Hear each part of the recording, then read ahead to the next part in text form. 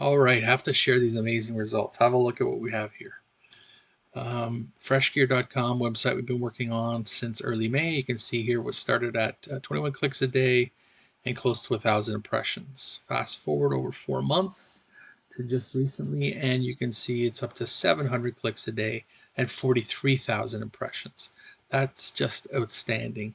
Been doing SEO for over 15 years, but the way that this is, the tools we've been using to get here now are just game changers.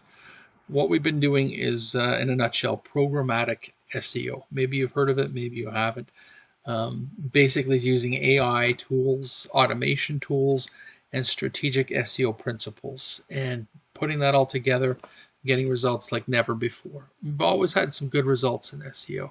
We've ranked as an SEO agency in website design #1 in a number of competitive search terms in the past, but it took a lot longer than 4 months, I can tell you that.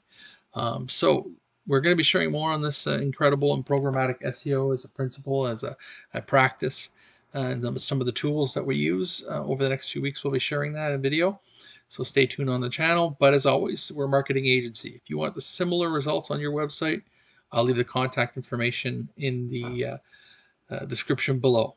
More to come.